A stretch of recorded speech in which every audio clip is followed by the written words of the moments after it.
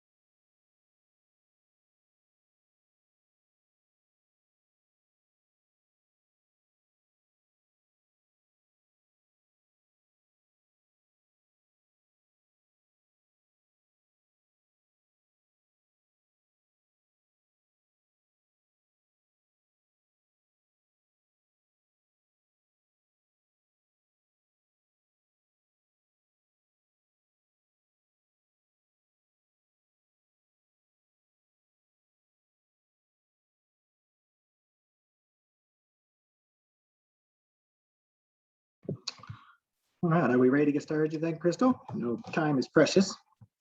It is indeed. I think we are. Thank you, Jacob. All right, let's go, everybody.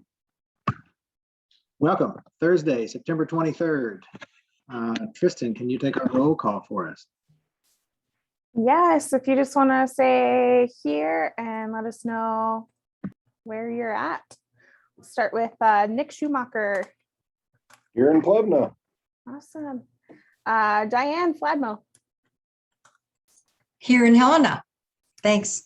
We got Dan Schmidt. Hey, good afternoon. Sharon Carroll. Here outside of Ekalaka. Awesome. Christine Egger.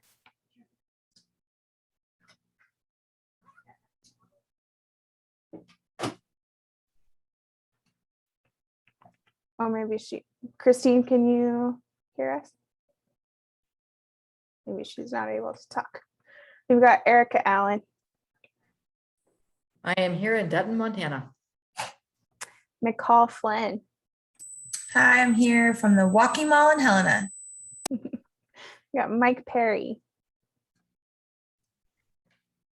I'm here. Awesome. And I think that is everyone. We've got Julie Mergel from the OPI with us as well. Thanks, Tristan. Welcome again, everybody. Perfect timing. There we go. Everybody say hello to Jolene. She's saying hello to you.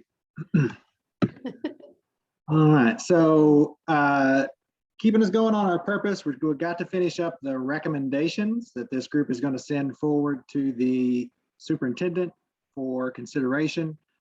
We have today and next week to wrap up those recommendations that we're going to send forward. Today, we're going to move efficiently through some final pieces of discussion around chapter 4 and then look at some potential red line changes within chapter 4. We'll also vote on chapter 6 today, and then hopefully we're effective enough to move into a little bit looking at chapter 3 endorsements as well. We had a really good discussion last week. For those of you who were here and those of you who were at the board meeting, I know you had good discussions as well, so maybe there's some information to bring back today that's helpful for us as well. This calendar is off a little bit. We do have one after there. It says finalized on the 23rd, but we do have another meeting next week. I'll skip through this. Okay, so let's look at chapter 6. So last week, those who were able to join early, we did look at chapter 6, some red line corrections, and there were no comments at that time. Let me make sure I'm sharing the right thing. And so we do want to vote on these upon conclusion of reviewing them. These are all recommendations that we put forth and have looked at before. For quick review in 601(2), we are putting forth a recommendation of changing the language from any other credible source to including from any other county superintendent, meaning a recommendation for discipline of an educator license.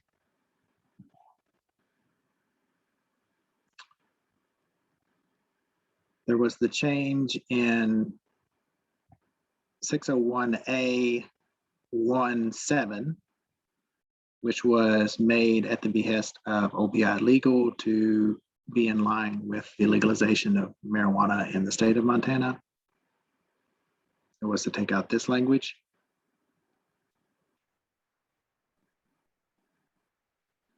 There was Sharon's request, which we put in here to really just clarify what board we're talking about in 601B3. And that is to clarify that it's the Board of Public Education, whereas previously it just said the board. And then there was McCall's request for 607 to allow for written notice of appeals to be submitted by email or post mail, whereas before email was not allowed. And that is all of the changes for 6. So I will ask if there is any conversation, any discussion anyone has about any of these changes. I actually would like to chime in for just 2 things real quick, Jacob. I know we said we wanted to go quick, but since I wasn't here last week, I just wanted to go over 2 things. First being for McCall on 607, do we want it to say and or just or? Do you want a paper copy along with the email? Or are you trying to cut down on paper copies? Just a quick and or just. Or is fine. We don't need both. It's just for an option. I think I just said that to you in my email. So or is great. Okay, I was just trying to help you out on paper, understandably. Okay. And then for the first one, 601, I did want to share, I don't think this was shared last week, and stop me if it was, Jacob. Our legal did review this and they had a little bit of a concern about removing the any other credible source because it confines the rule. I'm just reading the notes here that he wrote, that only the county sup or local school board would be able to give this information. So if that is what your goal was, then leave it as is, but it is limiting who can initiate the request. So I don't need it to be a huge discussion, but I just wanted to let you know that legal was a little bit concerned about changing that language. But if that was the point, then go ahead and leave it. Sharon, you have your hand up. Right, since this was kind of something that I asked about or for in the first place, that was our point. That directing those complaints through either appointed or local elected officials is the point. So any other credible source didn't meet that standard to us, or to me, or to us, to the group, I think. So if a parent, say, has a concern that they would need to go to one of these 2 resources in order for it to become an actual complaint, correct? Yes, they would. Okay, and that makes total sense. Okay, that's fine. Then I think we are ready to vote. I just wanted to make sure I had that question clarified, and I'm good. Thank you. Jacob, take it away. Any other points anybody has about this?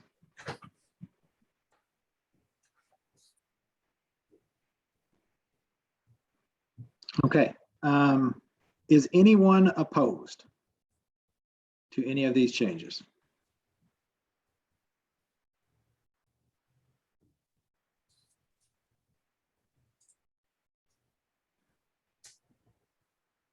If no one is opposed, then I move that we pass it via consensus.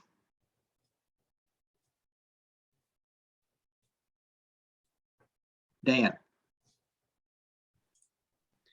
I will second your motion. thank you. So yeah, I wanted to see that I was making a motion. All right. We have a second. Everyone's in favor, I'm sure. Just everybody say aye to appease me. Aye. Aye. Aye. All right, anybody opposed, say nay. All right, Roberts is proud of us for that. All right, thank you, everyone. I'm gonna go back to my PowerPoint. Bear with me as I move Zoom controller things out of the way. Okay, now, chapter 4, which is where the meat of our work has been and still remains. So I hope everybody had a chance to look over the feedback group conversation and the notes that were sent out. If you did not, I will try to capture some of what was told, and it leads into these key questions that we have here. The first piece being the feedback group felt that including mentoring added a barrier to licensing. They, as some have felt in this group, was not opposed to having a more formed mentoring program, but did not believe that it lived within Chapter 57, that it could live somewhere else, but was not a part of licensing. They did not agree with the idea of having Montana approved in our provisional EPP program. Many of the participants had experience with the Western Governors programs for provisional licensing and felt that putting Montana approved would limit that option and did not support that. And then in terms of demonstrations for competency, the praxis or experience, we'll look more at that in just a second, but they generally were in favor of that. They certainly were in favor of the idea of opening up reciprocity for out-of-state teachers. All right. So I'm going to open up this chart to look at for two purposes. One, we're going to move very quickly to decide on the mentoring yes or no to include in Chapter 57, and that's going to be a vote. And we're going to do a roll call vote that Tristan will help me with.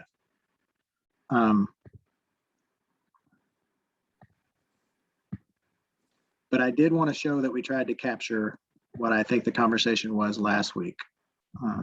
And so we talked last week that in order to really make mentorship work, we would need to add another layer of licensing because it wasn't working the way it was. So we have our provisional license that someone could get.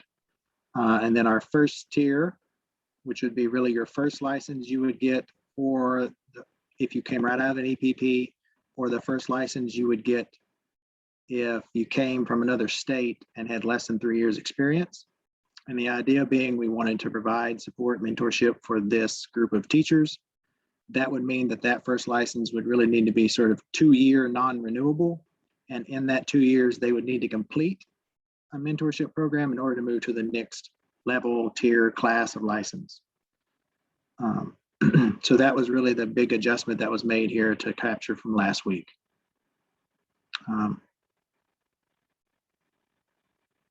The question now is simply, back to this PowerPoint, agree, disagree, completion of mentoring to be in Chapter 57.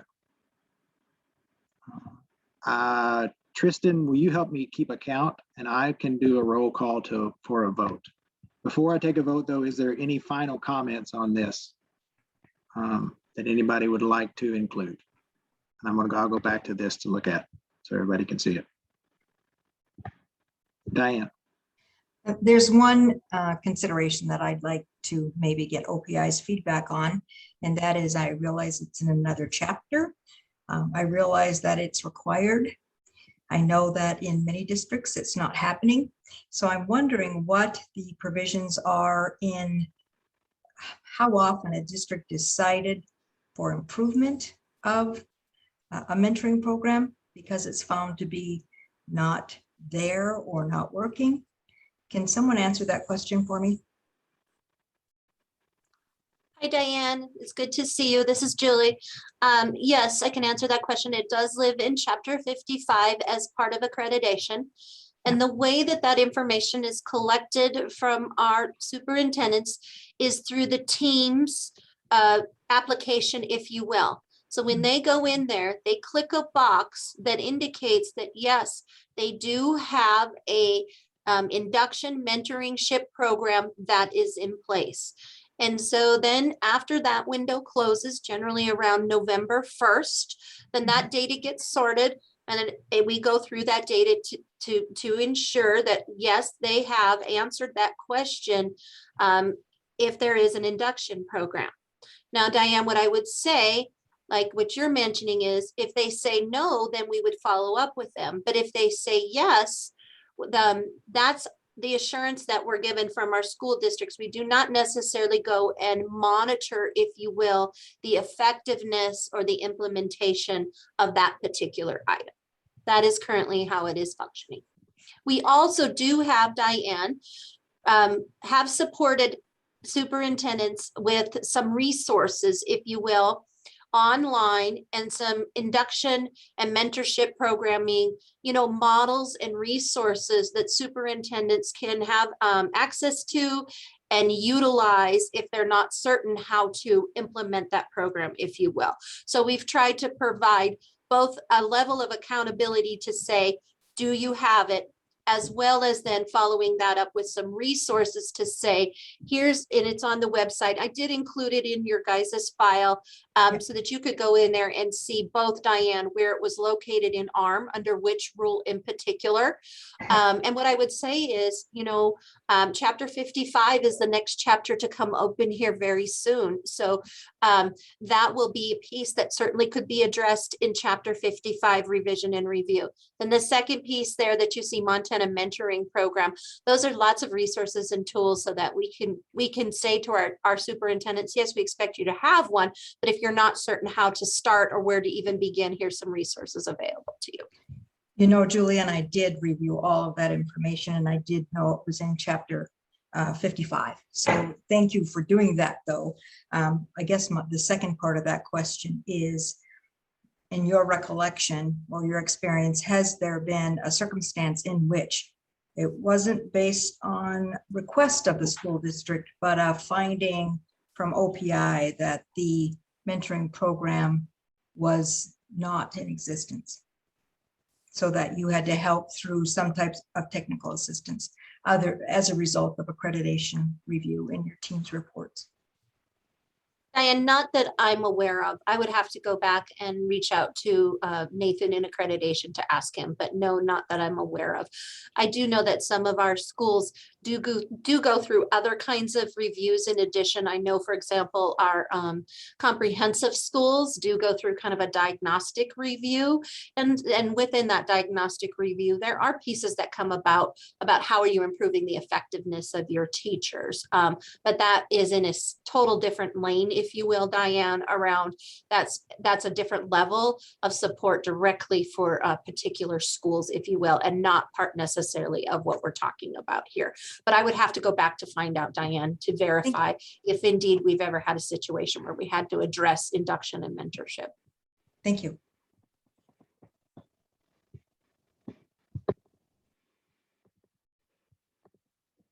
Angela. Thank you.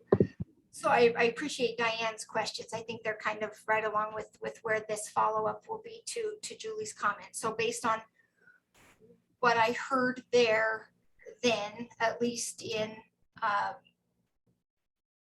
maybe over the course of the last couple of years since you've arrived there at the OPI, you haven't seen any accreditation deficiencies as they would relate to superintendents marking no on that box. Is that correct in what I'm hearing? Yes, Angela. So then superintendents in all of Montana's districts are indicating to you that they're providing a mentorship program. That's correct? That is correct.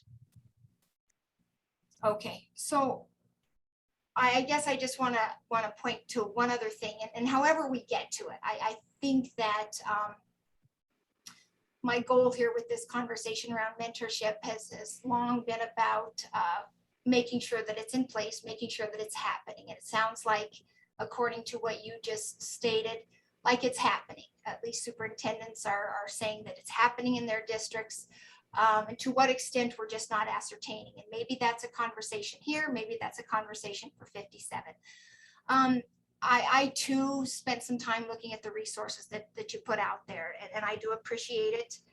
I walked through almost every single link in the mentorship efforts that are there, and I guess however we do it, whether we do it here in 57 or whether we do it in 55, I think that maybe we as a state and maybe many of us on this chapter 57 committee can come to a place after our work is done here where we say, okay, we talked about this long enough. I don't know what the vote's going to be like here today to include it in licensure, but maybe we come to a place where we say we can do better and provide something that is less of just a whole litany of links that you can click, and maybe provide something through the hub, something like what they're doing down at MSU. Maybe we can even take a look at that. I think the vote's coming today, so maybe it's a moot point, but maybe something that is a true mentorship with cohorts that are starting in that year, and something that would be truly valuable, not a bunch of extra work for superintendents or trustees or new teachers. That's not what we need here. We want something that will be truly valuable and a true mentorship and induction for folks. So I appreciate what the OPI has out there. I just think irrespective if it lives in 55 after today and there's no place in it for 57, and I hope that there is. I think that it belongs in licensure.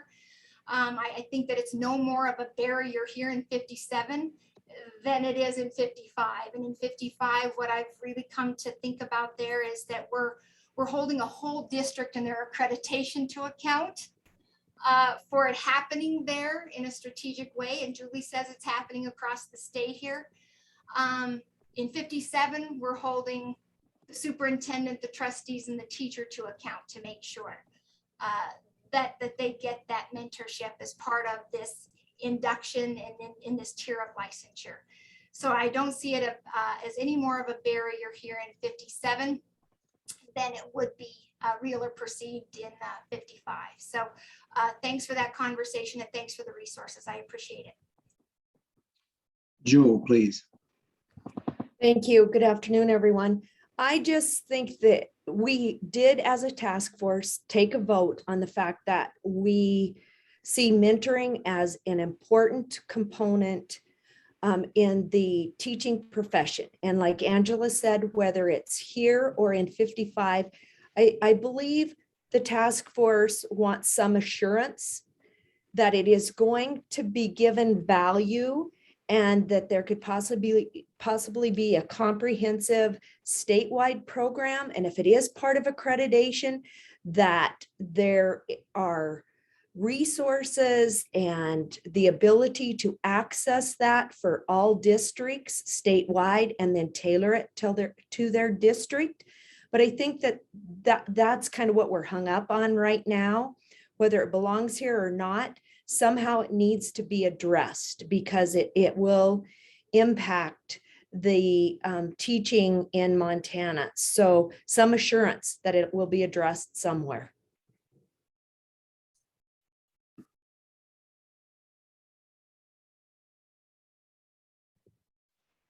Julie, do you want to respond to that? Sure. Thank you, Joel. I think your point has been heard.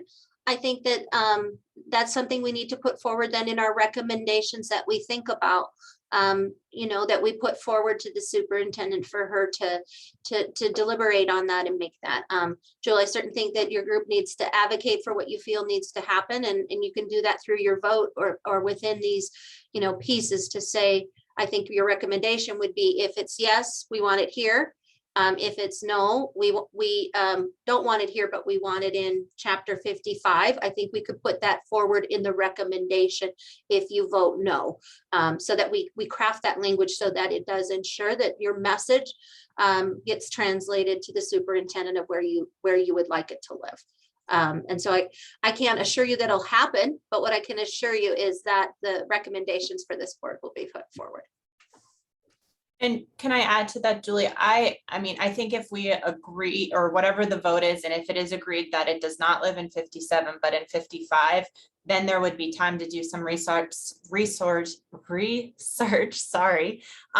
for the superintendent and for that task force to see what other states are doing. I can tell you, coming from another state and having a statewide mentorship in Pennsylvania, that it does exist in other states. So it would be a good opportunity to look and see, what it could look like and how it could be applied to Chapter 55, because that hasn't started yet. So that's just, and I'm raising my hand that I would be willing to help with that, Julie. So I just know that if, Julie, I hear you, and I don't want it to be lost. But I also don't want it to sway the vote. If, you don't want it to be lost, in either direction. So it will not, the conversation would not end here if the vote is no. I can assure you of that, because it is an important piece. And I think that having Julie here, McCall here, we're all part of all of these conversations, that it would continue further. So thank you.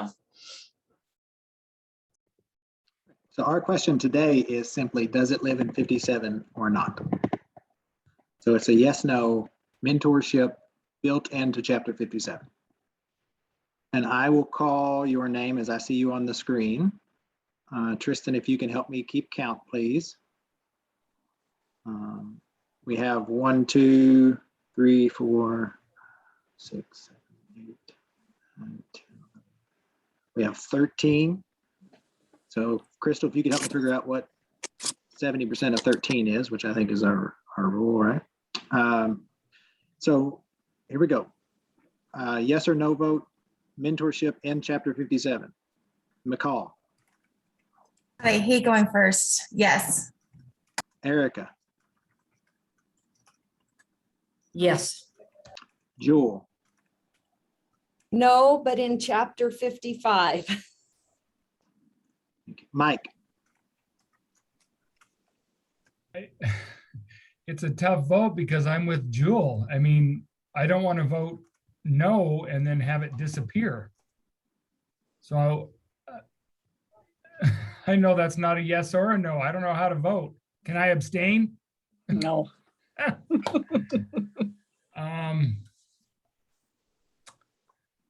I'm going to say no because I don't think it belongs in 57. Can I stop the vote real quick? And I think that's what you have to be thinking. And I appreciate that, Mike. And I appreciate everyone really putting thought into it and not just voting.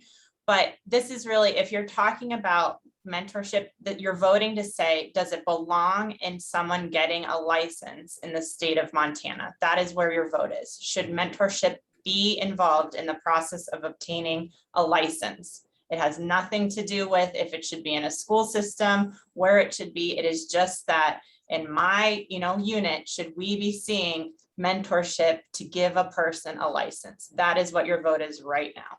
So Okay. I don't know as if we want to start the vote over. If we want to, I'm not trying to sway either. I truly am not, but I really, truly think that we have to be clear. Chapter 57 is about licensure.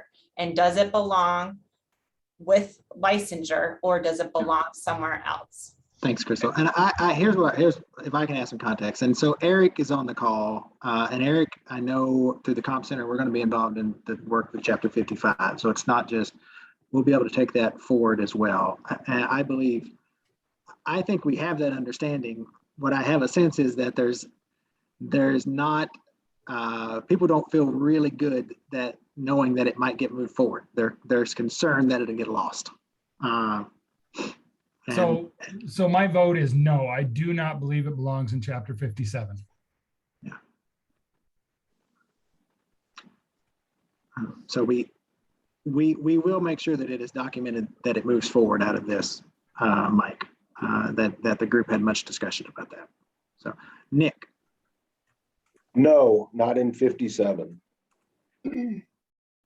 Angela. Yes. Diane.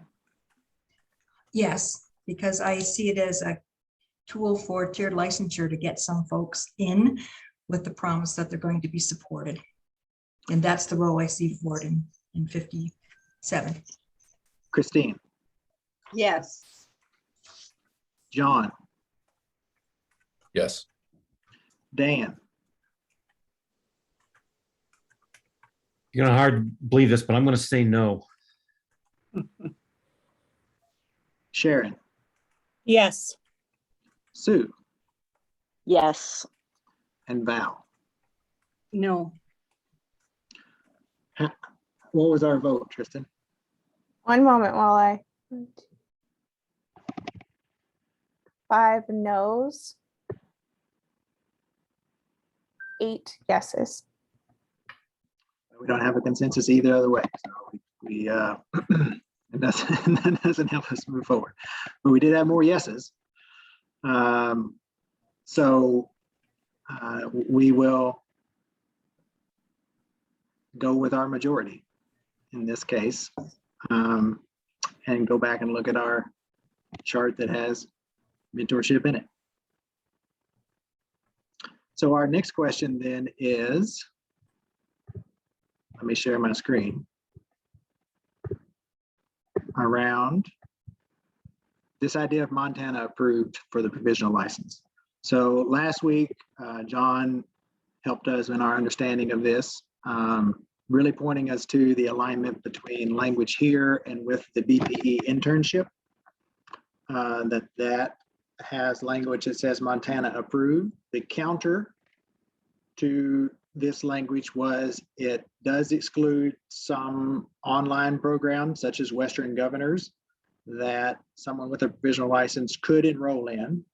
And if the language Montana approved was here, then that would not cover that program because it would not be Montana approved. John, go ahead. Yeah, I must not have covered this thoroughly last week, and I'm going to be brief just because we did spend quite a bit of time talking about it. When a student works with the Montana program, MSU is a great example. If we're supporting someone in Shelby, they can't come to campus and take classes every day. And so what we do with that person is we do work with them to take online courses. We build that as their program that they take with us.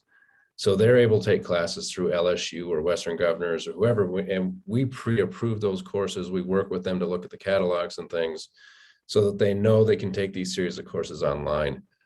I think the one advantage is we are approved to operate in Montana. Our programs are guaranteed to get a license in Montana. We support the state through our land grant mission.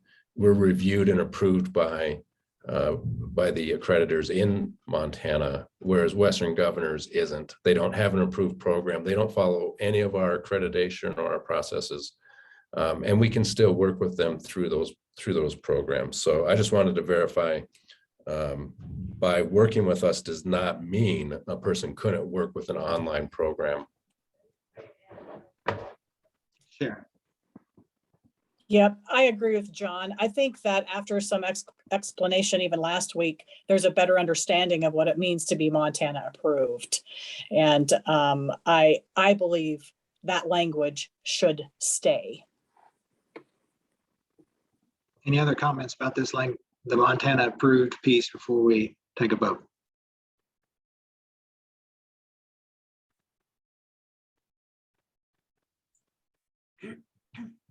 Sharon, could you explain just a little bit more of why you feel that should stay, what you mean by that? Right. Well, I think that there was a notion before that that our Montana University system didn't work with candidates who came from other programs. And in fact, they do. I actually called John about this last week to sort of clarify this process. And in fact, they do work with candidates who have gone through other programs, but going through the Montana University system, the Montana approved EPP then does in fact help provide those candidates a pathway for licensure at the end of those 3 years, whereas those other candidates then don't have the assurance of a pathway that's going to perhaps even work for them. So in fact, the Montana University system does look through those candidates and help those candidates proceed even from other programs. So I think I might need a little bit more clarity, you guys, because I'm not sure that we're talking about the same thing. So when I look at this as a provisional license, so just help me contextualize this.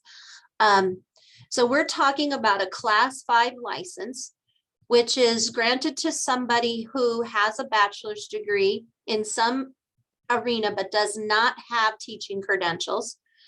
They either live in Montana or have already contracted and have a job in Montana. And they're granted the provisional license for 3 years in order to obtain their teaching credentials. And it's not renewable, can't be extended. You have to complete it within those 3 years. And so then what happens is a person who does not qualify for the class 1 or 2 because they don't have teaching credentials, they have to get a plan of study. And what the plan of study is it's a form, an agreement that's set that with a school or university that says, yes, you're eligible to enroll, and that based upon the information that you have, you would be able to complete getting your teacher credentials within the 3-year time frame, so that then you could apply for a class 2 standard or class 2 standard teaching license.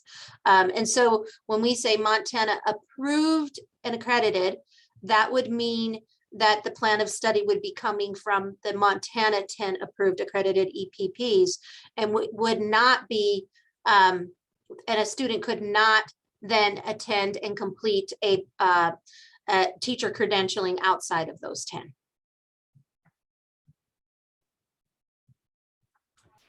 We do on our programs of study, Julie, because we don't have online programs, we will work with online programs for our students. So in the BPE, for example, they have to work with a Montana institution. When we can't provide the coursework in a way that meets the needs of the student, we partner with those other institutions and we look at that coursework, we determine equivalency. And then when we make the recommendation, they're being recommended that we've looked at that program and we've put it together for them in a way that meets our standards. So yes, they would be working with us. It doesn't necessarily mean that they would be taking their program, their courses directly from us. We may be putting a plan together that lets them take those courses elsewhere.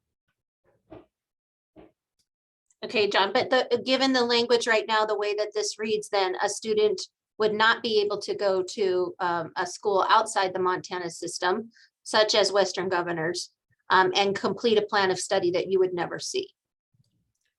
Right. That's what I was proposing when I brought this up.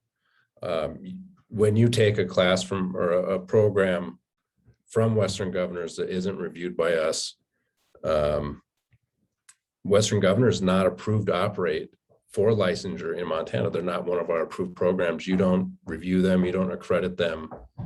And for BPE, where someone already has a license, you're telling them they have to work with Montana approved institutions. So I was looking for that consistency between BPE and class 5.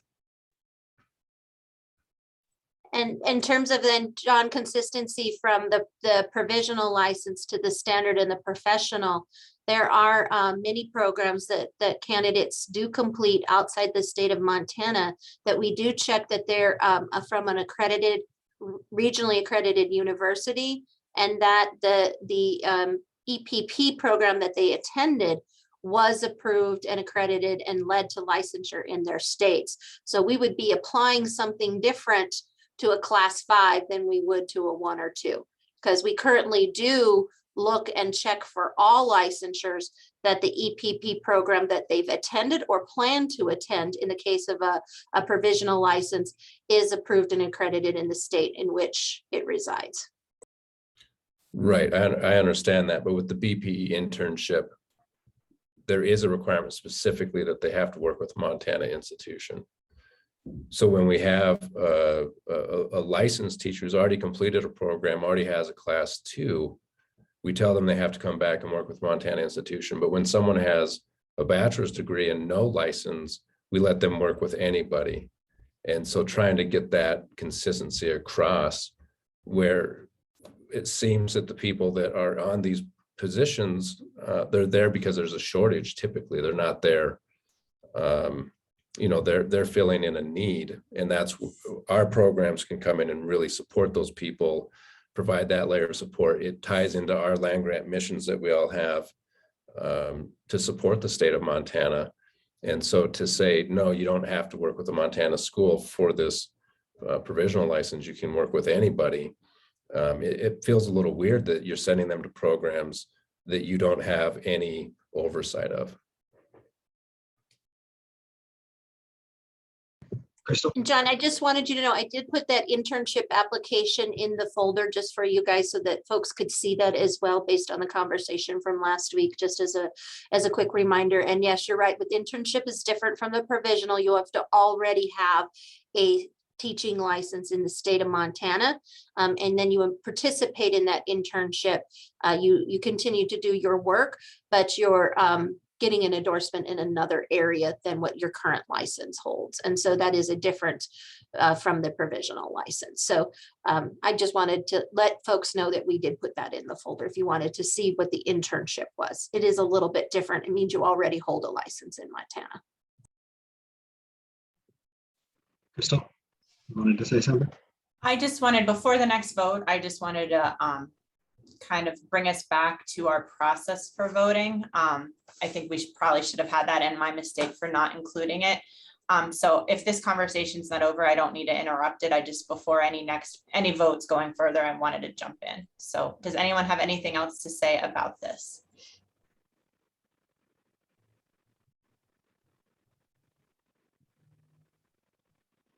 Erica?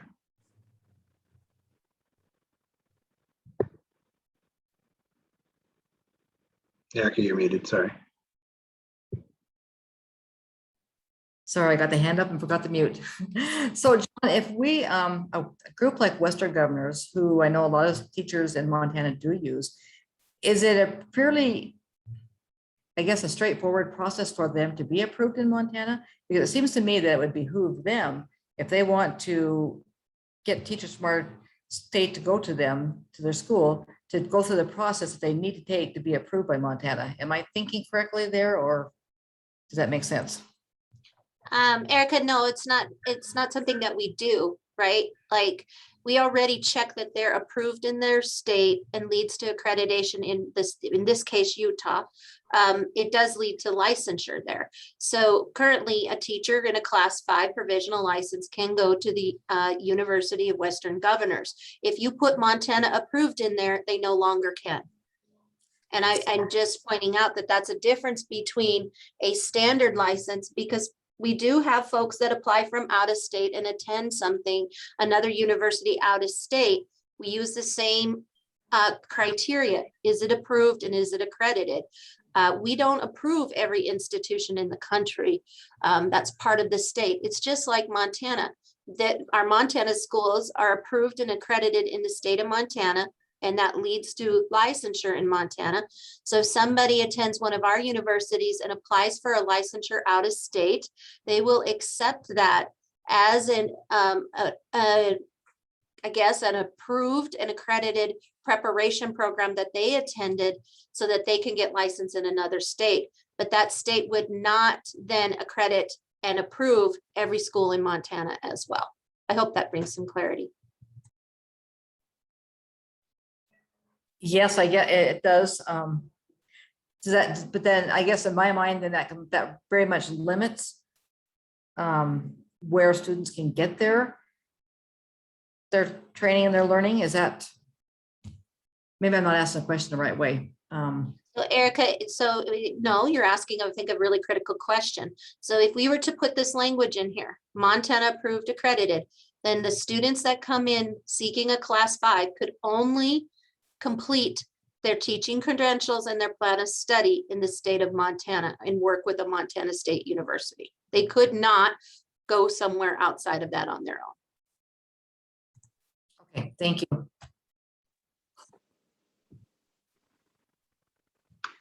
I think there's some in collaboration with the Montana State University, though. I think John has made it clear that the Montana State Universities will collaborate with the person to potentially identify other options within programs that are useful. That they may not take all their courses from Montana, is how I hear John saying it. Sharon, do you have your hand up? Yeah, it's just really a question for Julie. Have you had candidates approach you then who actually have a plan of study from WGU, for example? I mean, is this a common request from folks that WGU has a form that has a plan of study, or even there's another one out there that's actually less, well, anyways. Anyway, there's another program out there that has a lot of candidates in it too. Julie or Crystal? Yes, so Sharon, I'll answer that question. Yes, many plans of study come from all kinds of different entities, if you will, and don't go through the Montana system at all. Currently, they complete their plan of study from Capella, from Western Governors. There's lots of different places that those already are in place. But not for provisionals. Or yes, for provisional. I mean, we don't accept them if Or they're provisional, provisionals. but is there a request that we? Okay. Okay, so And they then you already probably do that. Okay, so you then probably, introduce them to or refer them to one of several of the MUS in our system that can help them finish their plan. Is that what your current practice is for provisionals? For provisionals, if they get a plan of study that's completed by Western Governors University, that comes into us, that gets put on file, and they're issued their class 5. And then they have 3 years to complete that program with that entity and get their transcript and their university recommendation from them whenever they finish the program to move to a standard 2. So that's the current practice. Adding Montana approved would change our current practice.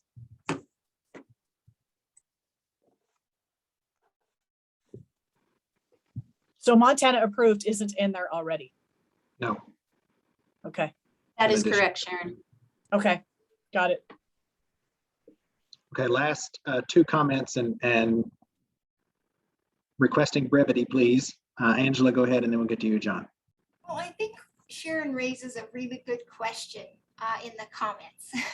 And it is about the status of Western Governors University. And I know that we've just been solely talking about WGU in this instance. However, I think that there's got to be something here that if we add this language, and I'm sitting with John, I think we have institutions, we have land grant institutions that are Board of Public Education approved. There's not a single thing that prevents institutions like Western Governors University from coming to the Board of Education and beginning to process paperwork so that they too can be on this list should we add this language. And you can darn well bet that should this language gets added, that they're going to pay attention to it. And so we're putting really a lot of shift on what we're doing here, but no expectations on providers out there except our own to meet standards of the Board of Public Education, et cetera.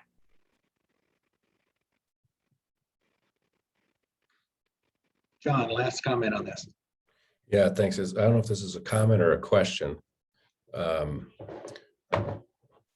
One of the things when you complete a program that's approved to operate in the state of Montana is you get a license. This entire 57 committee has been brought together and asked to look at reciprocity, look at ways of making people licensed easier. One of the reasons for that is we've heard story after story after story about people who've gotten a license from a non-approved program out of state being denied licensure when they come into Montana. So one of my concerns for people is when they take these programs that are not approved in Montana, there's no guarantee that they will get a license. They're not guaranteed a license like they are when they take a Montana program. You can take that program that's not approved in Montana, we can work with them, map it to our standards, see how it fits. We can make that recommendation, they get guaranteed a license. So I don't know if it's a question or a comment or whatever, but I think, looking back at all those stories that we've heard time and time again from the superintendents on this call, from the reports that people are being denied licensure at OPI, this is one way to ensure that people don't lose out on that opportunity, that whatever program they take leads to licensure at the end.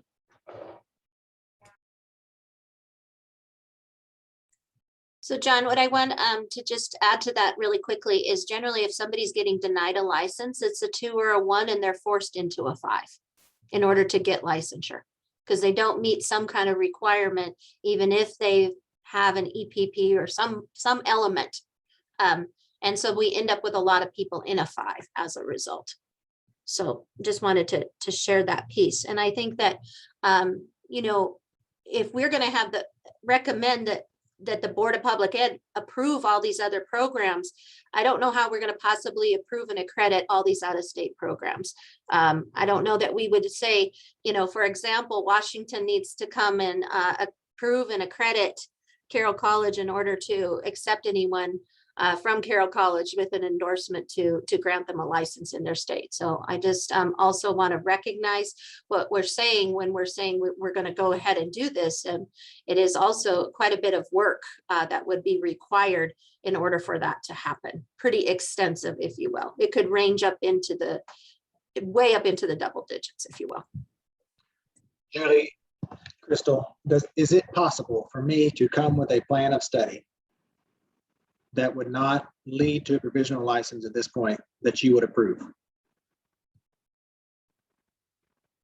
No. So any plan of study in the current language that is put before the licensing committee would result in the granting of a license after a provisional license, essentially, right? So then is what you're saying. Correct, Jacob. We would never accept a plan of study that eventually could not lead to licensure in the state of Montana, meaning it is already approved and accredited. It's on the candidate then to complete that program. But we would not accept one that would not lead to licensure. So they would not then be granted the class 5 in the first place.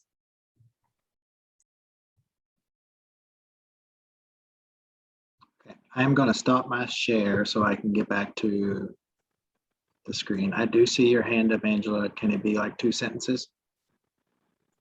I was just going to say, I do agree with Julie. It is a lot of work, and it is a lot of work for every single one of our EPPs in Montana to get state accreditation.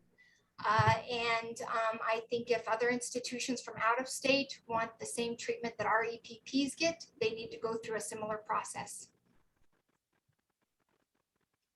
Okay, so the question now is the language of adding the language of Montana approved for the provisional license, meaning the program is in a Montana approved accredited program that somebody applying for the, greater than 60%. Well, then we're still. Yeah. So we did need meet that to, then.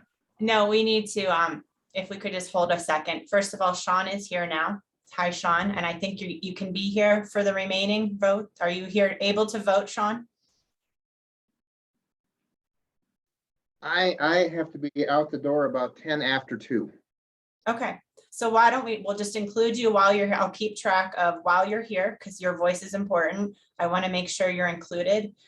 We did vote on one prior, but I think we're just going to move forward. And since you're here and you were here for this conversation, you can vote. And then if you need to cut out, I'll change the numbers and the percentages as we're watching. So just wanted to clarify that so that I'm being transparent. So now we have Oh, thank you. Thank you.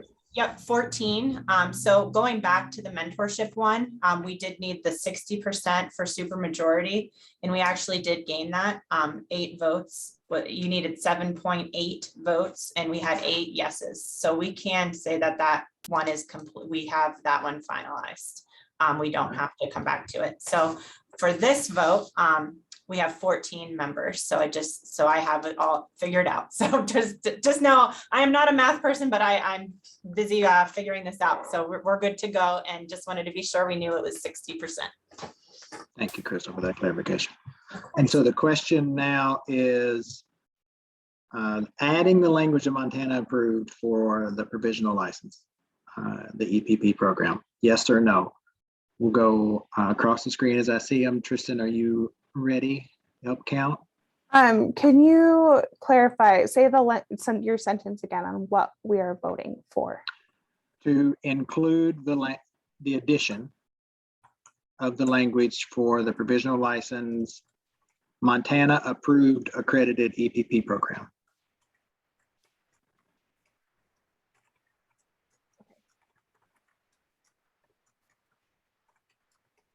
I'm ready now. Okay, Erica, yes, no. It's a tough one, but I have to say no. Jewel, No. Mike, No. Nick, No. John, Yes. Diane, Yes. Given Sean. that- Oh, sorry, Diane. No, that's okay. Given that they work with those other, the other schools, it makes sense. They give flexibility. Sean, No. Christine. Did you see that, Tristan? No, I didn't. What did she say? That was a no vote. No. No. Dan, No. Angela, Yes. McCall, Yes. Sharon, Yes. Sue, No. and Val. No.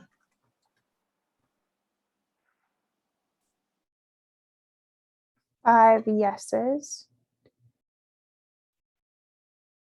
9 no's. So that does meet our 60% threshold. It So we will does. not We have- needed, not- yep. We needed 8.4, so yes, thank you. Okay, so thank you for that. That's making progress. I appreciate that. Some of us, we could split maybe, right? Split our two things. So at this point, Crystal, do you want to move over to the red lines in 4 and look at where we are?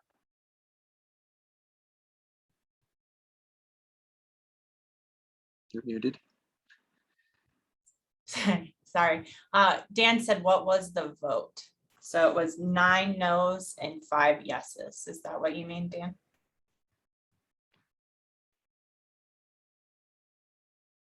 Okay, thank you. Yes, he said. Hold on one second. I can pull it up if that's the direction you want to go in. Did you have one more? The praxis, are we doing the red lines then the praxis? I can't remember what we said. Well, we can look at the praxis, everybody. Yeah, So, Jacob, I think we do need to. Yeah. Yeah. Please, that would be helpful. and so there, we still have this question around the praxis for kind of getting that first license, which was the recommendation of our group that looked at it earlier. The question would be a couple things. One, do we require it for teachers who come from out of state? McCall, we need to give you a forum for that, I guess, right after this conversation. The second piece is it a requirement for teachers to get their first license right out of an EPP? But could it potentially not be a requirement for someone who had completed 3 years of experience with the provisional license?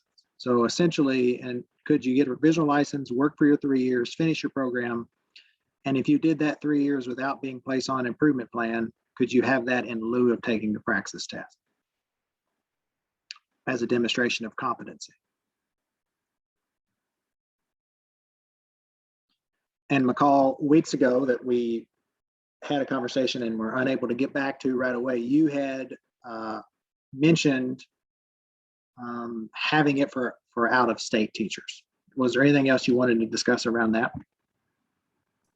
I guess I'm just mostly interested in the conversation of not using it at all. For whether it's the provisional or whether it's the first or whether they're in-state or out-of-state. I guess my question just is, why would we not want it to test for content? And if not the praxis, is there something else that we could include as another option? So those were kind of my general questions before. I do think that it, has a role as far as testing for content. I'm not married to the fact that it has to just, end all be all the praxis, but I do think it plays an important role. So for content for all teachers seeking to get a license, or just as an initial demonstration of competency?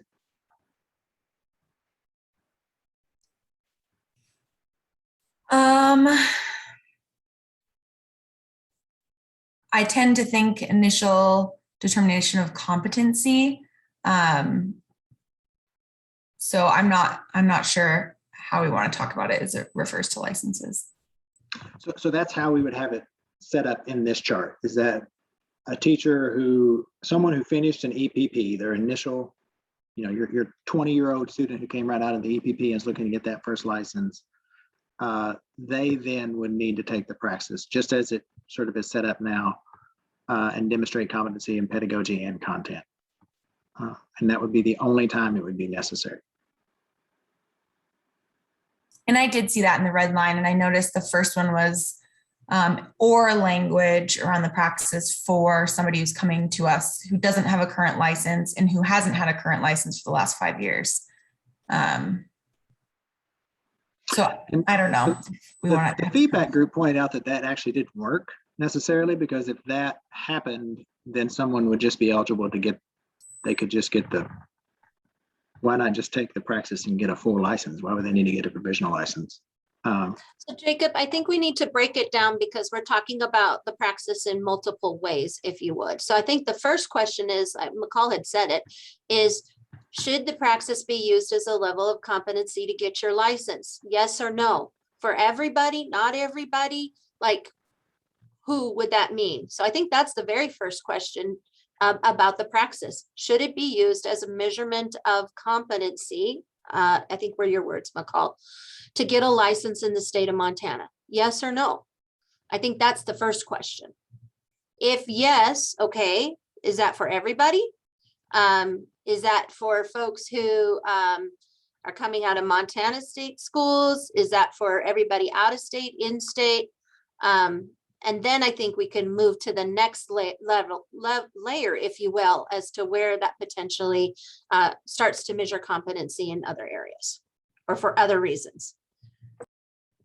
Sue, you have your hand up. I do. I looked through some of that data that Julie, I think, provided, which was very interesting. And it didn't really show any evidence that testing equals quality educators. So I'm wondering why we are using the praxis at all if our intent is to streamline the licensure process. The only bit of evidence that I saw in those studies for a praxis type test was in the student achievement in biology only. To me, it's not serving the purpose of quality educators, providing quality or identifying quality educators. So I question the use of praxis across the board. I think if we trust our EPPs, that they have good programs, that they're graduating good educators, the praxis is redundant. Christine. Thanks. Thank you, Sue. I agree with Sue. I was on the committee that looked at that, and we saw that the states that didn't require praxis and required other items or didn't require anything at all. There were 9 states that didn't. Those 9 states, those schools, their students were scoring quite well nationally. And so I'm just in agreement with Sue.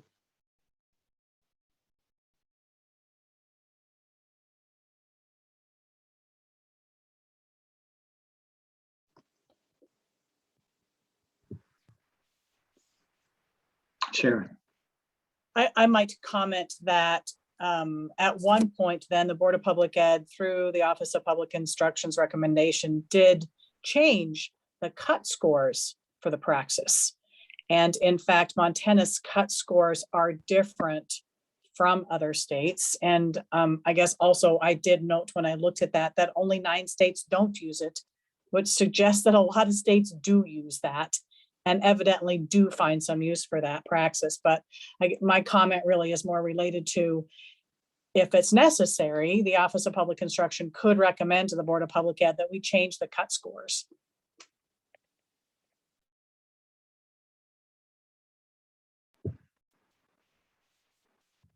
Diane. I think I'm interested, and I think I've mentioned this before. There are some folks that have difficulty with testing.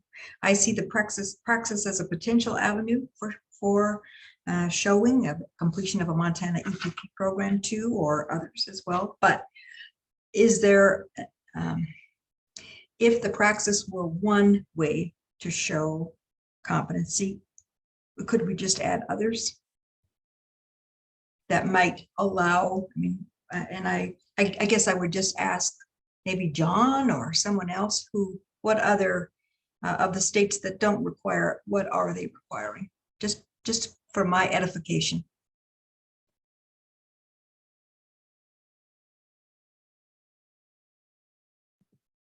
What can we parse out? What lives in the MAC now that's in place? John? Yeah, it's multiple measures of content knowledge. So we look at the praxis. So you need 7 points total. Praxis is worth 3. The cooperating teacher from their supervised student teaching experience rates their content knowledge. That's worth 3 points. And then the content GPA from their coursework on campus, which is worth 4 points.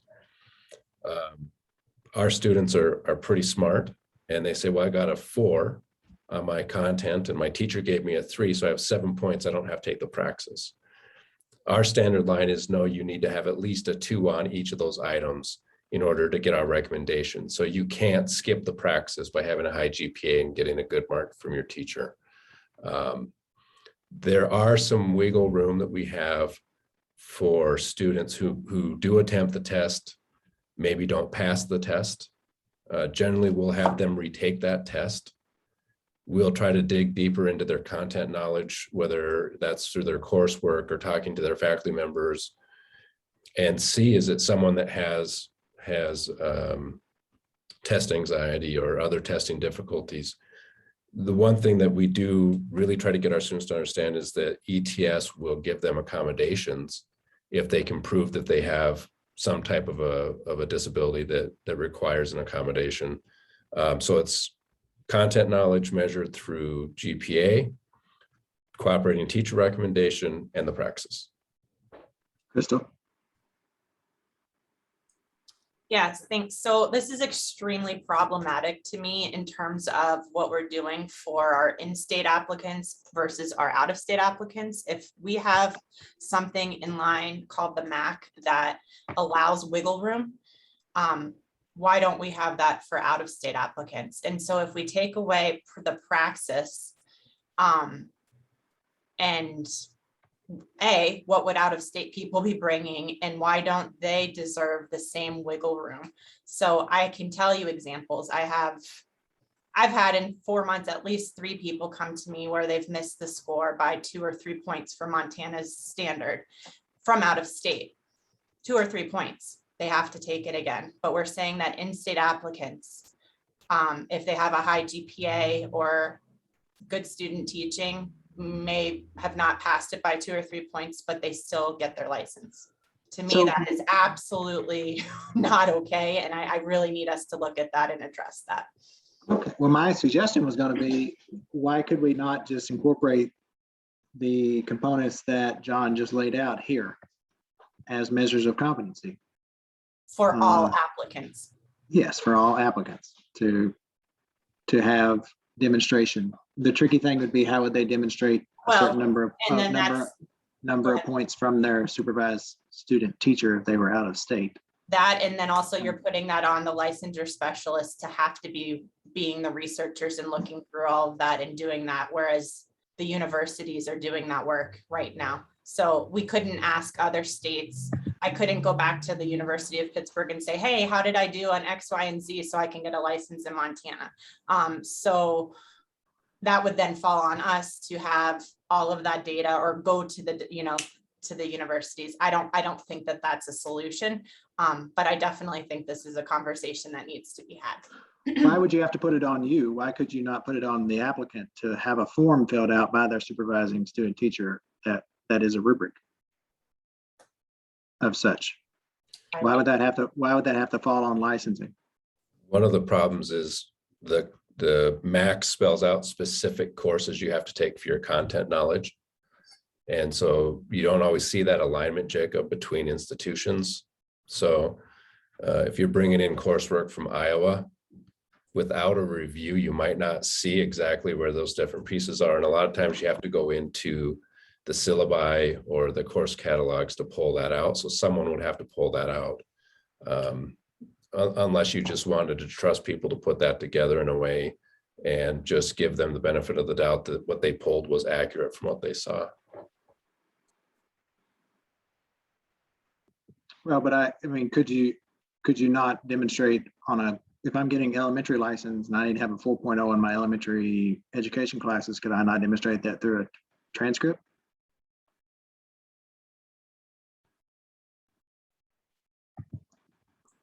Yeah, and Julie just put Seems it like in it's the something. chat. We do, I mean, and we get the transcripts, we do require the university recommendation for all students. So yes, is the answer to that question. It would be that student teaching piece. I mean, on a transcript, I believe it is a grade. I mean, it's, you know, you get a grade for that through a university. So in every university, so then it would be able to be shown on the transcript as well. This really only impacts teachers coming from programs. So it would not seem too burdensome to ask the applicant to have a form signed by their supervising teacher. So Jacob, yes, it would be. I just want to say, yes, it would be.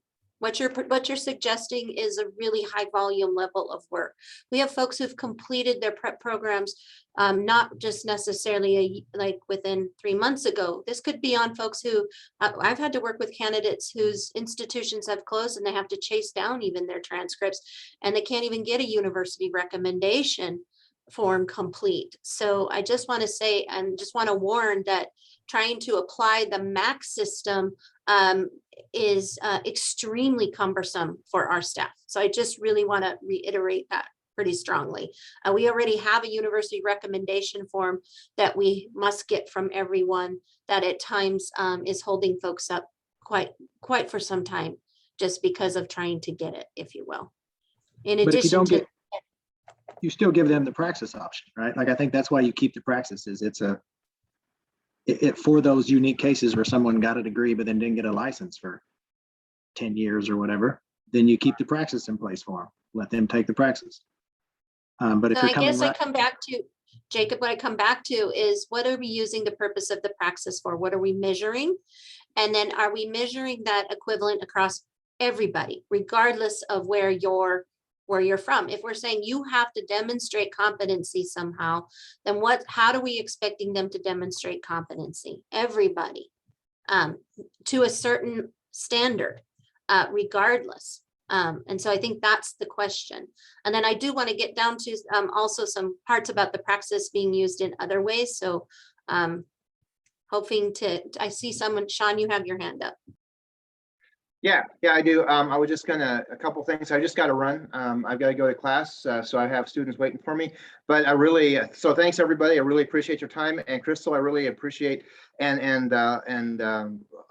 you know, I guess I'm thinking I'm aligning with those very things that you're speaking to with the praxis. So and just students not quite getting to that level and having to retake it. So I kind of identify with that comment. So I appreciate it. Anyway, got to go. Thank you very much, guys.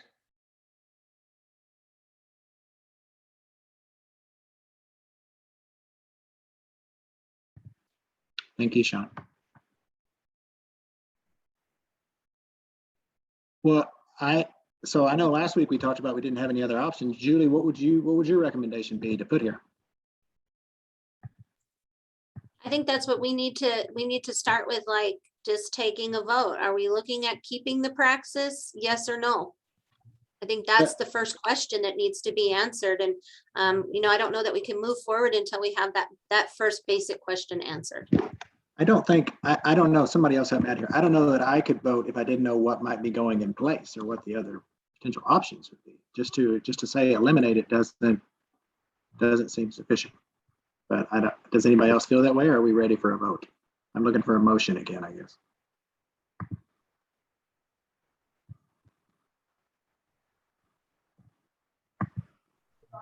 Nick makes a comment in the chat. Why does something need to go in its place? I mean, it wouldn't necessarily, I guess, Nick, but then it'd just be like, is a degree enough? And that's the question. If that's the answer. Nick says, he's shaking his head, yes, so. So Jacob, can we make a motion? Yeah. Okay, I make a motion that we eliminate the praxis. I second. Nick? All right, so let's take a vote. Praxis, yes or no? I'm gonna stop my screen. With the understanding that, well, it's yes or no, praxis. Angela, you have your hand up. You want to say something quickly?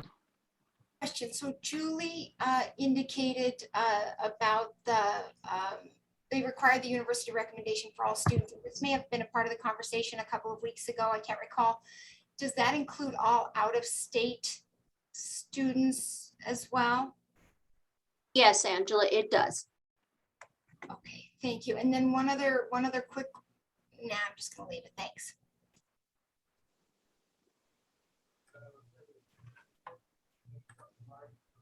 Okay, praxis, yes or no? Jacob, can I clarify really quickly? So if Yeah. if you vote yes, is it to keep the praxis or vice versa? Good clarification. The question is, keep the praxis, yes. Eliminate the praxis, no. I think the motion was opposite. The Yes. motion I made was to The motion's eliminate. opposite. Oh, okay. praxis. We can go with that. Let's go with what Mike said then. Sorry, Yes. I'm sorry. My Thank you motion for is to helping. Eliminate the it, praxis. vote yes. That's how it goes. All right. Eliminate is yes. Keep is no. Thank Okay. you. All right. Diane, you have a question? One more clarification. Does this mean that we are done trying to give options to the praxis, or this means that, that we're entirely comfortable with any program coming in without requirements? I just want to be sure I understand the motion. I understand the need for some candidates not have to rely on the praxis. I'm in favor of that. I just wonder if is there a potential for options? And how should I vote if I think that might be a good idea?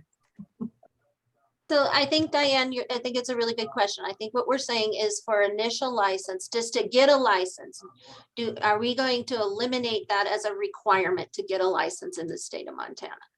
And that's the basic Okay, question. but There could be some additional questions later around, but do we allow people optional to take it to demonstrate something? But what we're talking about right now is initial license, to get a license, no, a 5, a 1, or a 2.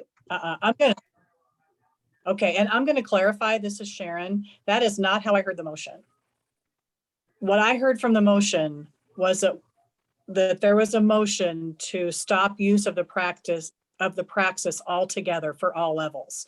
And I might have to clarify for whoever made the motion if that's what you intended. And I guess that's probably the danger of going down this road with this vote. That's the way I understood it too. Is that the way you put it forth, Mike? Again, my motion is to eliminate the use of the praxis. Yeah. End of motion. Across the board to get a license. We're just talking about licensing here.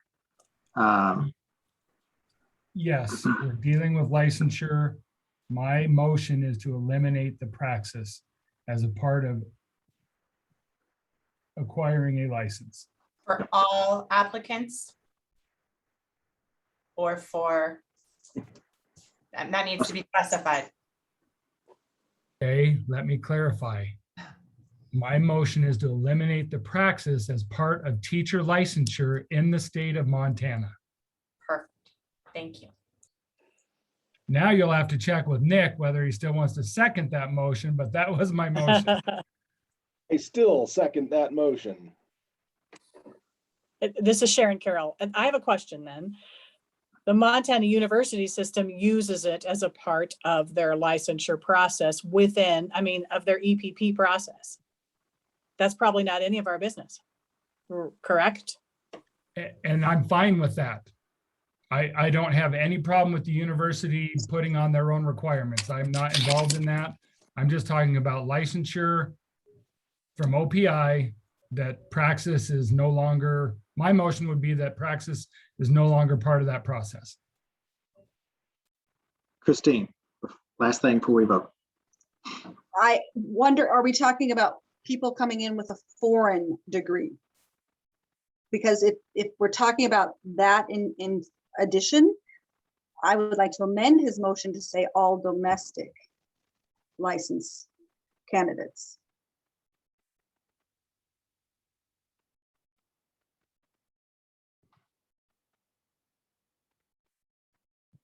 Well, that adds a layer to it. That is not what Mike's motion was.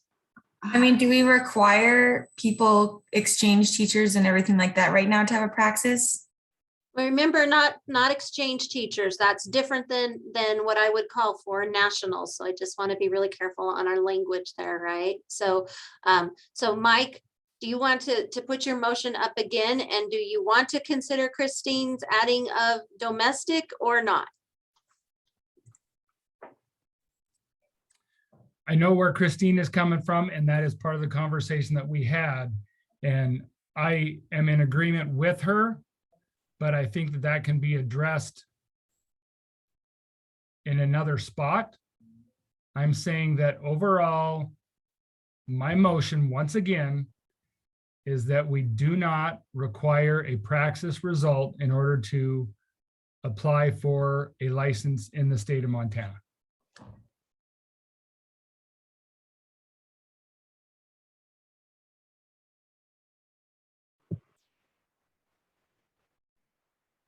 Okay, so a yes vote is to not require it. Got that clear. Nick, don't walk away. You're first on my screen. we can check you off. So Nick. Yes, we eliminate the praxis. All right. John.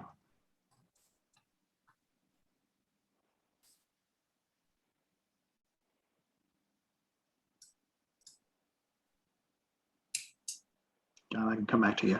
Yeah, I know. I was hoping to get another moment to consider this. I'm going to say no. Diane.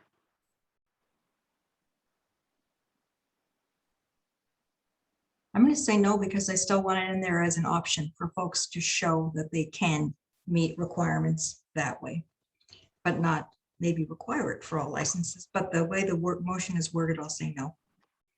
McCall. No. Mike. Yes.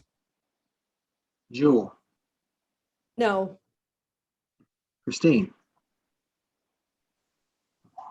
Yes, eliminate. Angela. Say no. Dan. Yes. Sharon. No. Sue. Yes.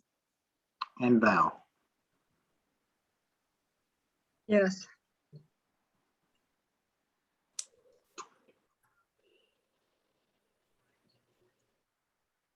You have 6 yeses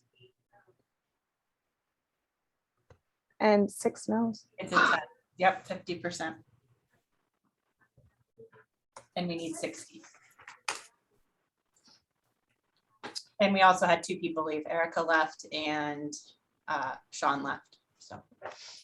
Well, that seems right, doesn't it? Christine, did you put your hand back up? I did. I'm wondering, Diane, how would we word it that would satisfy what you're looking for to eliminate it in all but? What circumstances are you trying to see it fit?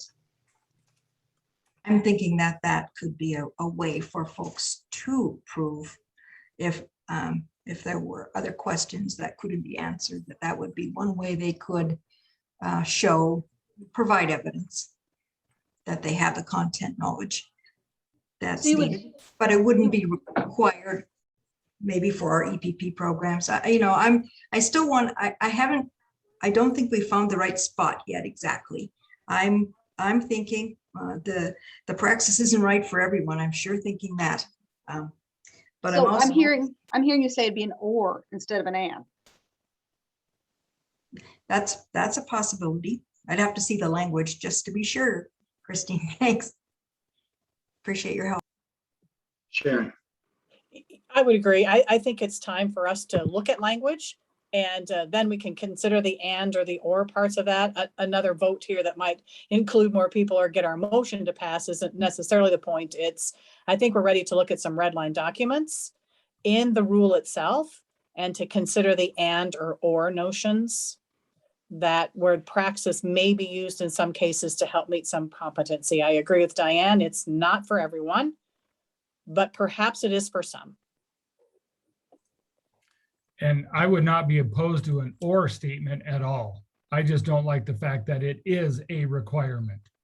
If it is used as part of, but not in sole place of, I have no problem with that. Angela. Especially Sorry, as I hear from some universities that they already require it. So if universities are already requiring it as part of their program and that's used, fantastic. That's great. But to have somebody have to go take the praxis in order to get a license, that's what I'm trying to eliminate. So we've got like 4 minutes. It'll be All right. Angela, Jewel, and then Dan. I just agree with that. I think that it's difficult to take this as just a standalone. If we're going to do something, and I've said this since the beginning with years, or we're going to be doing something with another piece, I like the notion of having it open as an or. So I fully support seeing a red line document with some of this in it. Yes, Dan, we're still talking about initial licensure. That's the only place we proposed its use at this point. Everywhere else it's not required. Jewel. I did, well, because the motion was to eliminate it for teacher licensure. I want to be able to have the conversation as to an out-of-state application that there's a possibility for content area, passing of praxis. Let's say we've got a broad field science or a broad field social studies. That may be an avenue to get them, taking the praxis for government or whatever it might be, a specific science. So I didn't want those conversations to be eliminated.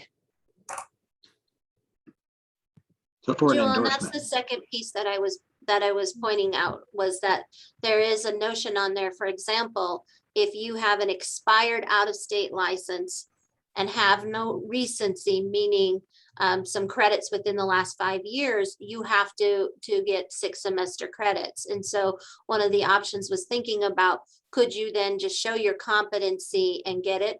Or could you, so there are places where we might want to consider its use, but not as a basic requirement to get a license overall. But to add something to your license, that's the second layer that I was trying to get to. But yes, I think Sharon was trying to clarify. She said, no, I think Sharon said not at all then, but I don't remember. Yeah, well, the motion was to remove the praxis from any teacher licensure for the state of Montana. That was what we voted on. So that was the reason for my no, because I want to be able to have some conversations about it. Last comment of the day, Dan. Take us home. All right. So yes, and I agree that it should be a part of our smorgasbord. I mean, if we're using it as part of Max, and a university system uses it to help determine, then maybe the standard should be the same for licensure in some way, to where, okay, yes, it is part of how we're going to determine whether you are. Just case in point, when you have a 30+ year teacher come to the state from out of state looking for initial licensure, there should be some other grace given besides a praxis score to get that licensure, even beyond the provisional. So yes, I would keep it as some part to put on your plate to help build the all the courses needed for licensure.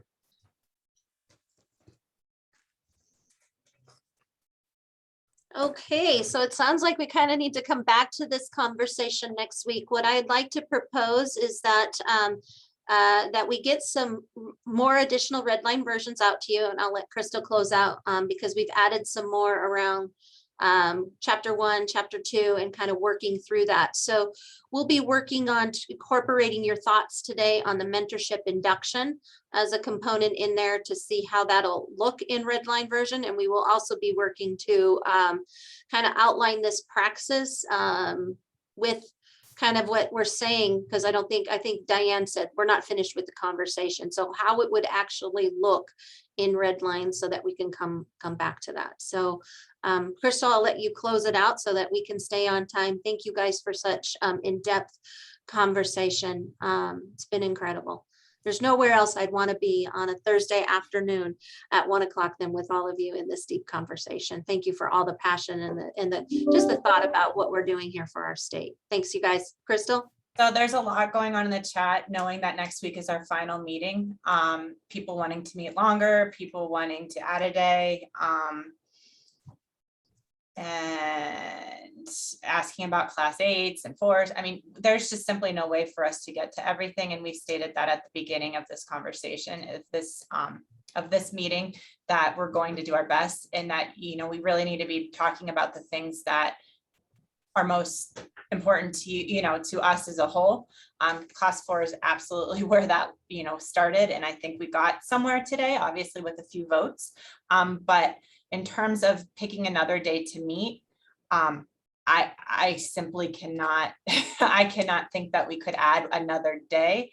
However, adding a little bit more time, since that time's already there, I think could possibly be, I'd have to talk with those. So I guess I can say no to adding another day, but to add more time, I will talk with those involved in the organizing and just look for that update if we're adding a little bit more time. Crystal, just so we can get a sense here, because I need to go with, I think, a little bit more information. So how many folks would be willing to extend the time, either a little bit earlier, maybe you're into the lunch hour, or maybe a little bit longer in the afternoon? Just maybe you can just raise your hand. Yeah. Next hands up.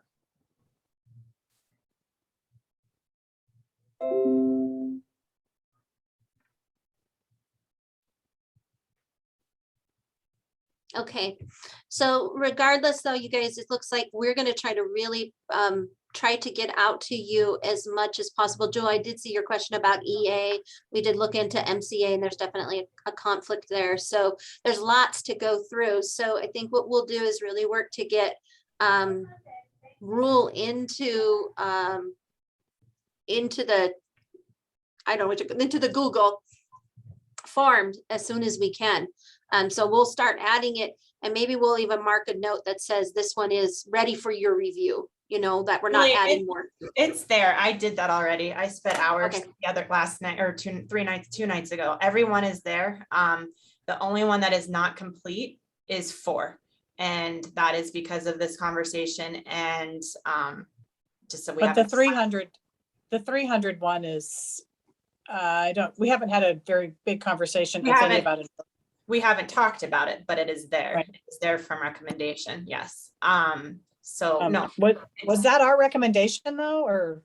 So this task force, its purpose is to have recommendation from research, from you, from the OPI licensure unit. So it's kind of a combination of all. So then it comes to the task force to have that conversation and looking at the recommendations from there.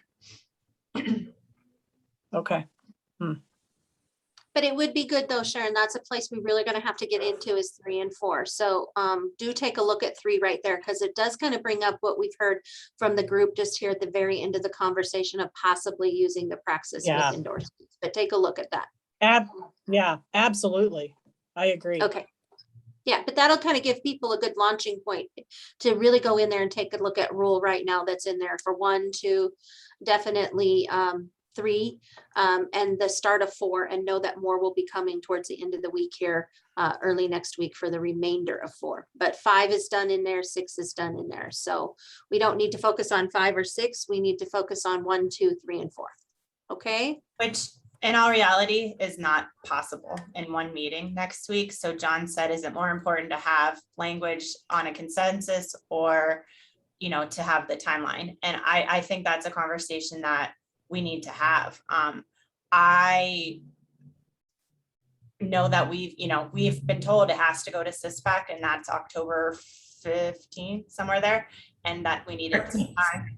So that's why we're not saying that we we need to stop as of the 30th. It's just because we were told things needed to go to CISPAC. So I guess that's, I know we're after time right now, but if you can stay on, that needs to be decided. I don't know where we go with that. I think probably the task force was here to have the conversation, but I guess that's what I'm so saying. McCall, We is it need a, to have that is McCall still conversation. on?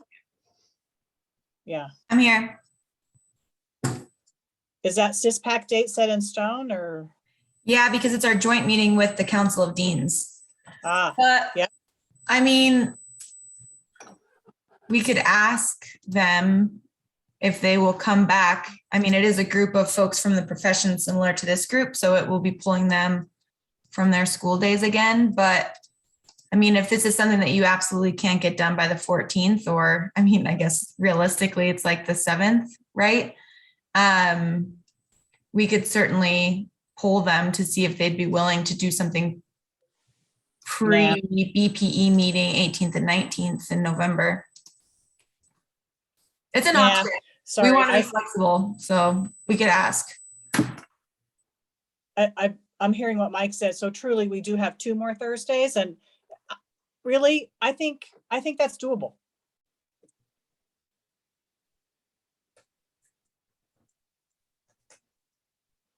I think part of Crystal's point though is so this group has to do our work, and then it goes to the superintendent, who then gets to make a determination on what to keep, what to leave, get their thoughts in order before they then send it to us to go in our agenda packet. Yeah. So it needs to be, our part needs to be done by next week so that we then have the week to get it done, to get to McCall. So. Right. Yep. I think if you have those red line documents ready and we're ready to talk more directly to those next Thursday with let's just say a 1 to 3 or 3:30 timeframe, I think we can hash that out. Okay, how about a proposal, you guys, to do a little extra, an hour longer, to go from 1, I'm hearing, to 3:30. Yes, please. Crystal, this is a technical question. I'm not going to be here next week. I might be able to listen in, but not for very long. Can I give my proxy to somebody to help move this along, or is that not helpful? I don't know that answer. I can look into it. I feel like others aren't here, so I don't think it's necessary. Okay. I would say though, McCall, that if you had, looking through that red line, I do think it would be important for you to send us your thoughts and comments, because we could share them then during the meeting and say, McCall had said this, Just like and I have looked through some of it, so I'll do that. Just like we did with the feedback, their input we gave, same, yeah. Absolutely. Okay, so it sounds like we're going to do an extended meeting next week from 1 to 3:30. We already have proposed language redlined in your Google for chapter 1, 2, and 3. And the first part of 4, a good portion of 4. So we're going to finish getting the rest of 4 in there. We're going to need a little bit of extra time on some of 4 to go back to even the first part that's in there to provide some potential, what it would look like for induction and mentoring, by the way. So, but that's where we're headed. And then Jewel, we did kind of address a little bit and had a question in there about EA on, I think it's 2. It's just my brain here. Yes. It's in chapter 2. 1057. Yep. 2A. Yeah. So there is a little bit of question in One there of for them. folks to think about. Yeah. Can we, and it's in the chat, and I don't think I pressed enter because it was only a partial thought, but can we have a table with all of 57 in it with possibly what we have voted on and passed so that we can see where we've been, where we are, and where we're going? It's just so difficult to go back and forth, all of the documents, somehow to put it all in one place so we can see it visually and track with it. Maybe I'm asking more, but I think that was one of the questions in the chat was some type of table or document. I do think we have that one table that we've already kind of built with those in there. So maybe we just need to go back. It sounds like, Jewel, and add maybe an additional column or something to it. To kind of say, this is what we voted on and this is what we voted to change it to. I don't know, but I think we could talk with Tristan about trying to put something together. But I'm volunteering Tristan, if you will. Thanks, Julie. I'm happy to help wherever I can. This is Diane. Thanks. I'm the one that put that in the chat. And I do think it would be helpful to me in studying in advance to know where we are, what we've done, how we got there. So I think just another column in the existing table would be helpful to me in helping the next meeting be very productive. And thanks for your willingness to help.